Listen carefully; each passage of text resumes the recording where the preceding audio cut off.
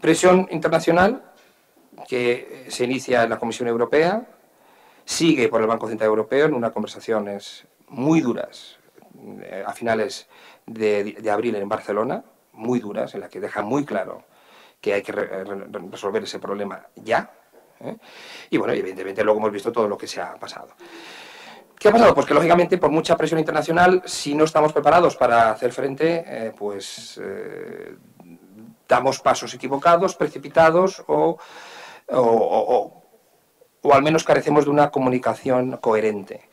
Lo que ha pasado, lógicamente, es que bueno, se precipitan los acontecimientos en Bankia, se nacionaliza y entonces aparece una serie de señales pues, bastante complejas. Una, se multiplica en días, horas, la cantidad de recursos públicos que hacen falta para el banco.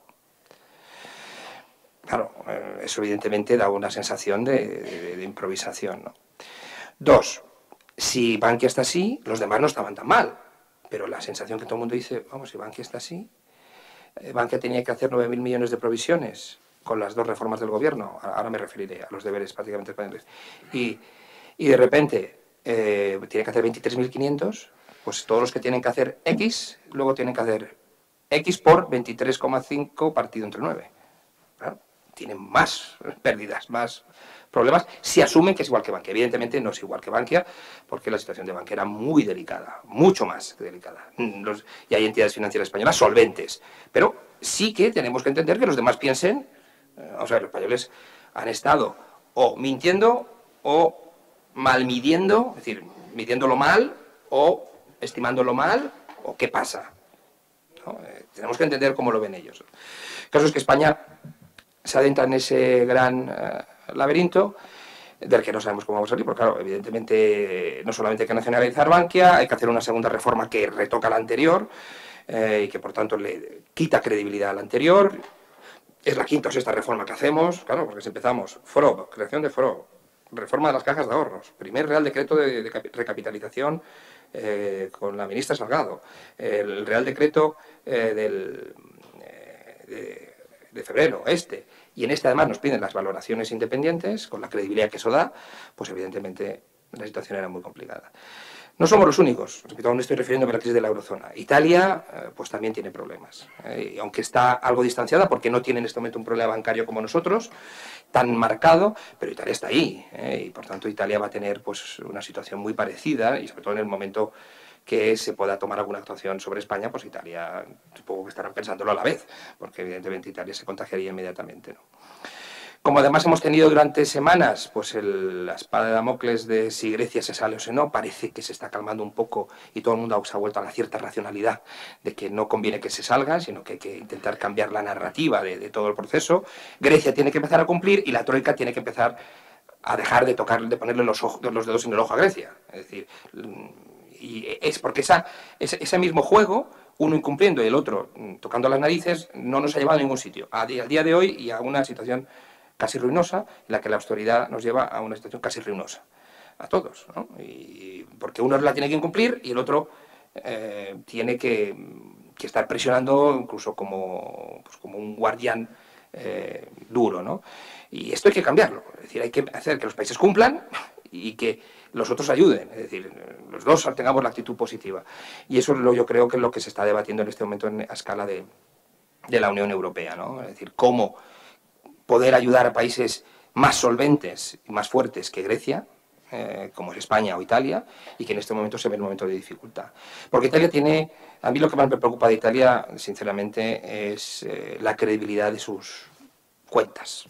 Es decir, ellos no tienen evidentemente un problema financiero tan acusado en materia de mercado inmobiliario como nosotros, pero me preocupa, pues no sé, el grado de cumplimiento de las cosas, pues otros problemas institucionales que yo creo que en España no tenemos, ¿no? Las reformas allí van muy lentas, el gobierno, aunque esté presidido por una persona de prestigio, pues es un gobierno, podemos decir, interino, tecnócrata, también tiene sus dificultades. Bueno, esta es por tanto la parte de la eurozona, en la que nosotros teníamos un papel. ¿Qué ha hecho mal España? ¿Por qué España ha llegado hasta aquí, ¿no? Y bueno, ¿y qué nos espera, ¿no? Bueno, pues evidentemente, ya he dicho algunas cosas en el ámbito de la eurozona y no voy a repetirlas. España tuvo un periodo de crecimiento muy intenso desde finales del año 97-98 hasta el 2007, fundamentado pues, en una serie de factores que no iban a permanecer en el tiempo y que permiten un crecimiento muy grande, pero como ocurre con la cerveza, realmente una parte de, sobre todo por la cerveza mal tirada, una gran parte del crecimiento era espuma. Es decir, evidentemente hay personas que se han beneficiado y tanto, pero el líquido pues era menor. Es decir, hemos vivido 7, 8 años comiendo crédito de los demás, que ahora tenemos que devolver.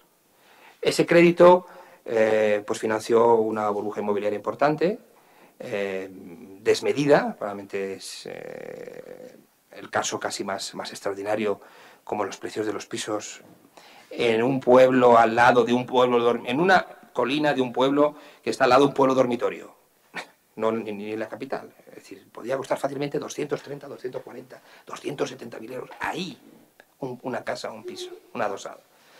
Entonces, claro, en el momento que cualquier factor inicia un fuego, aunque esté lejos, porque claro, era un problema relacionado a la subprime, pero es un mercado que no tiene nada que ver con este. Nosotros, nuestro mercado inmobiliario está muy segmentado a lo largo del mundo, está muy dividido. Es decir, lo que ocurra en el mercado inmobiliario americano, claro que puede afectar si al final hay una crisis financiera o se expanden los problemas, pero realmente no tienen una gran relación. A lo largo del tiempo, los mercados inmobiliarios se mueven de modo distinto. En Alemania están creciendo los precios, por ejemplo, y está bastante cerca, claro, porque están en otra situación. Ahora digo, aquí pues estamos en un ajuste a la baja. Entonces, pero sin embargo, como estamos en una condición tan delicada, una condición financiera tan delicada, pues evidentemente todo se nos descompuso. Porque nuestro modelo productivo también, y el modelo de empleo también se centró en eso. Es decir, el gran eje que tiraba de la economía española era la construcción. No quiere decir que no hubiera industria, que la había, por supuesto, agricultura competitiva, servicios competitivos, pero el factor que explicaba por qué crecíamos tanto era el sector de la construcción y todos los adosados, evidentemente, ¿no? Y el que generaba un montón de empleo. Pero todo eso, obviamente, eran los grandes problemas que nos íbamos a encontrar, porque el empleo que se generaba era de muy baja cualificación, que además supuso pues, la entrada de gran cantidad de inmigrantes, en nuestro país, también con una baja formación, y por tanto España pasó, no solamente en estos 10 años, pero sí desde principios de los 90 hasta hasta el 2007, hemos pasado de ser un país de poco más de 40 millones de habitantes a 47, ¿no? Es decir, y eso evidentemente era porque había un efecto de atracción de que la economía iba bien. Lo que pasa es que el modelo económico pues tenía sus pies de barro, ¿eh?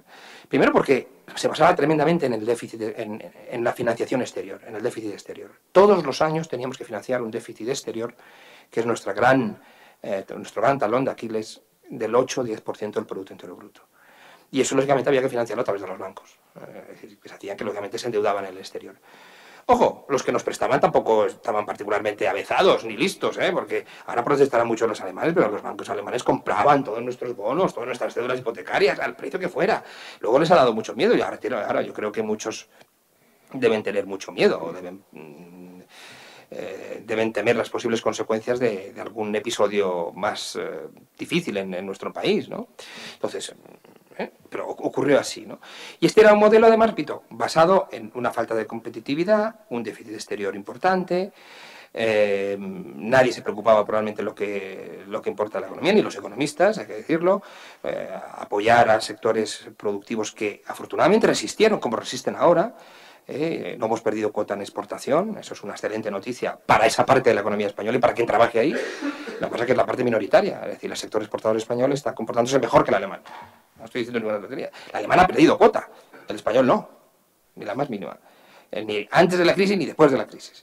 Entonces, es decir, en España se están haciendo cosas bien, eso está claro, ¿eh? Es decir, que tenemos un sistema muy dual, pero hay una parte que se beneficiaba de una financiación muy barata, de una situación, yo creo, institucional compleja en la que todos participaban, era, como decimos los economistas, un juego ganar-ganar, en teoría de juegos, y aunque luego no ha estado muy claro, porque claro, los ayuntamientos estaban totalmente dispuestos a vender suelo, era su forma de financiación. Y de esa manera pensar en sus grandes proyectos de crear un polideportivo.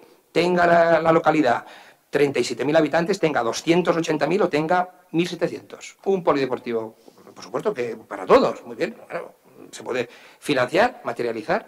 Todos vieron una fuente de ingresos. Los bancos, evidentemente, vieron un negocio, los que más lo vieron, un negocio fantástico.